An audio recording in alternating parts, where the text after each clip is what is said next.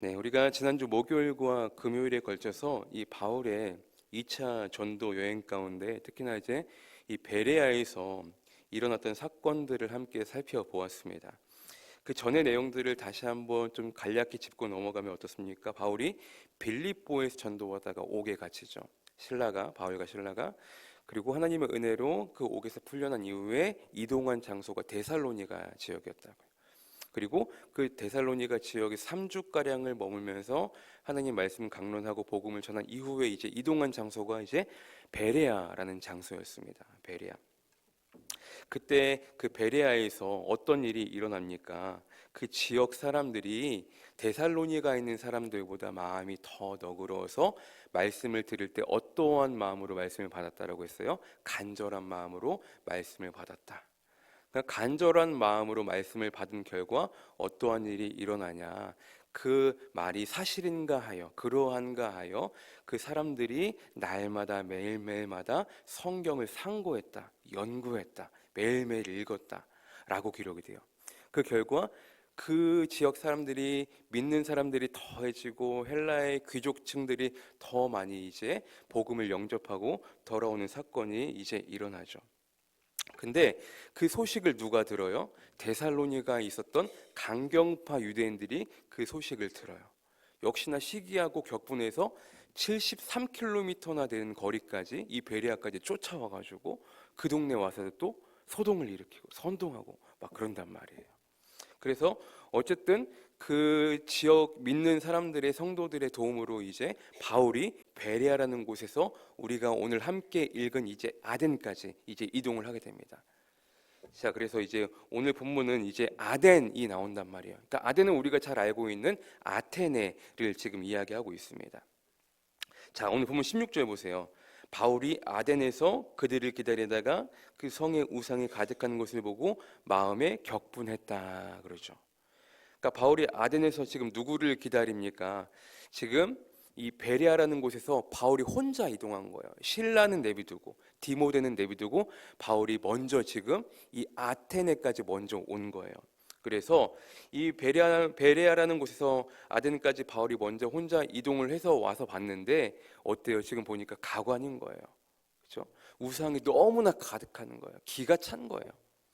그래서 바울이 지금 요청을 한 거예요. 빨리 지금 베레아에 소식을 보내서 디모데와 실라를 빨리 좀 보내주십시오 라고 요청을 하고서 그 성을 둘러보는데 너무나 우상이 많이 있는 것을 보고 지금 바울이 격분하는 거예요. 자, 여러분, 이 아테네라는 곳이 어떤 곳입니까? 그리스 로마 신화 들어보셨죠? 너무나 수많은 신들이 존재하고 신전도 있고 우상이 가득하고 이사야서 2장 8절에는 어떻게 기록되냐? 그 땅에는 우상도 가득하므로 그들이 자기 손으로 짓고 자기 손가락으로 만든 것을 경배했다라고 기록한다는 말이에요. 그만큼 우상이 팽배한 너무나 타락한 도시가 바로 이 아덴이었습니다. 그런데 우리가 오늘 주목해 봐야 할 것은 16절의 마지막 부분이에요. 16절 다시 보세요. 바울이 아덴에서 그들을 기다리다가 그 성에 우상이 가득한 것을 보고 어떠했다고요? 마음에 격분했다. 마음에 격분했다. 바울이 마음에 격분한 것, 이것에 우리가 오늘 초점을 두고 우리가 살펴봐야 됩니다. 뭐냐 하면 강경파 유대인들도 똑같이 시기하고 격분했어요. 데살로니가 지역에서도 바울이 복음을 전함을 듣고 그리고 그 지역 사람들이 개종한 것을 보고 시기하고 격분했어요. 베레아라는 지역에서도 마찬가지로 복음을 전하는 것을 회방하기 위해서 그 지역 사람들이 개종한 것에 대해서 강경파 유대인들은 시기하고 격분했어요. 바울도 오늘 말씀에 격분했어요. 같은 격분이지만 상황 자체는 완전히 달라요. 유대인들은 복음을 회방하기 위해서, 바울은 어떤 것을 보고 격분해요? 진리가 아닌 것들, 죄악, 우상숭배를 보고 격분했다고요. 같은 격분이지만 상황 자체는 완전히 달라요.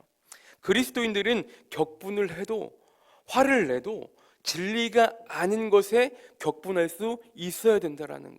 진리가 아닌 반대되는 것들에 격분할 수 있어야 된다라는 거예요.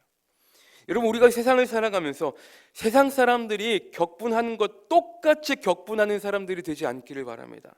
보통 세상 사람들은 어때요? 조금이라도 내게 손해가 일어난다라고 느끼면 그때 격분을 하죠.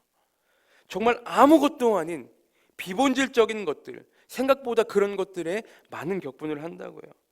그래서 특히나 그리스도인들은 그러한 비본질적인 것들에 화를 내고 격분하는 사람들이 아니라 진리가 왜곡이 되고 진리가 아닌 것들, 악한 것들, 그런 것들에 우리가 애통한 마음을 가지고 격분할 수 있어야 된다는 거예요. 여러분, 예수님도 화내셨어요. 격분하셨어요. 심지어 성전에 장사하는 사람들 보고 노하셨다고요. 믿음 없는 제자들에게 책망하시면서 화도 내셨어요. 그런데 따지고 보면, 종합적으로 보면 진리가 아닌 것들에 대해서 예수님도 화를 내고 격분하신 거란 말이에요. 바울도 마찬가지예요. 유대인들은 비본질적인 것들에 격분하고 화를 냈지만 막 불량배들을 끌어모아가지고 실행까지 옮겼잖아요. 막 선동하고 소동하고 그랬잖아요. 바울은 어때요? 절대적인 진리가 아닌 것들, 하나님께서 가장 싫어하시는 죄악, 우상, 이런 것들을 보고 마음에 격분했다라고 했어요. 우리도 진리가 아닌 것들에 격분했다면 역시나 행함까지 옮겨야겠죠. 우리의 행함은 뭐예요? 주님께 기도하는 것, 더 정확히는 주님께 온전히 맡겨드리는 것. 유대인들은 사람들을 선동하고 소동을 벌였지만 우리들은 주님께 기도함으로 맡겨드려야 돼요. 우리도 악한 자들과 똑같은 악한 짓을 한다라고 한다면 우리도 여전히 그들과 다를 바 없겠죠. 우리는 그래서 악을 멀리해야 되고 불의를 미워해야 되고, 악인들은 반드시 하나님께서 심판하실 때가 있으니 우리는 그 악인들 때문에, 악한 것들 때문에 괜히 시간 낭비하지 말고 하나님께 기도함으로 맡겨드리면 되는 거예요. 지금 우리나라에서 처한 현실에 대해서 정말 우리가 지금 한마음으로 기도해야 될 때 아닙니까? 진리가 아닌 것들이 너무나 많고, 특히나 지금 차별금지법이니 동성애법이니 정말로 몰상식한 비상식적인 일들이, 당연하지 않은 일들이 당연해지면 무질서해지고 혼돈이 오고 나라가 금방 무너지는 것, 여러분 순식간 아니겠습니까?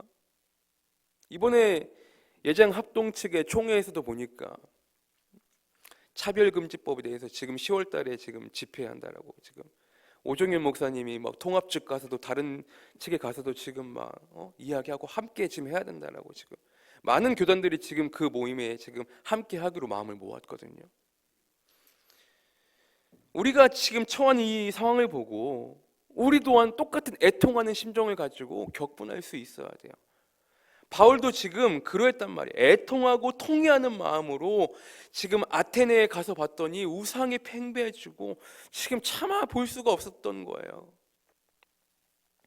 여러분, 우리나라가 지금 여기까지 올 수 있었던 것도 아무 연고도 없는 외국인 선교사님들의 희생과 헌신으로 복음이 들어오고, 또 하나님의 은혜로 말미암아 지금 우리가 자유롭게 신앙생활을 할 수 있는 그런 나라가 되었잖아요.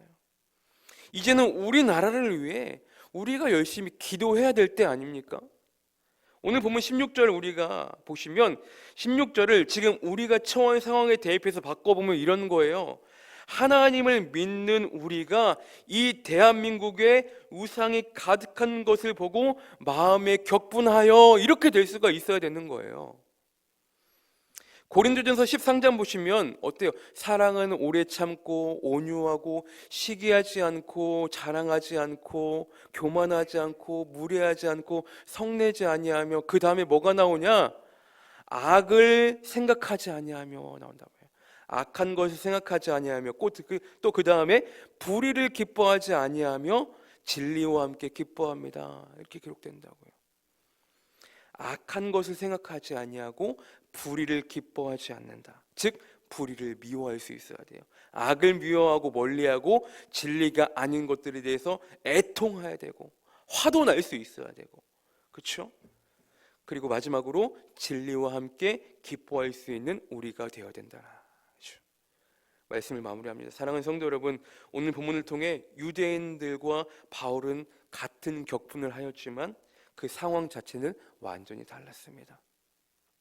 우리도 바울처럼 진리가 아닌 것들에 격분할 수 있어야 되고 또 그것들을 가지고 하나님 앞에 간절히 기도할 수 있기를 바랍니다.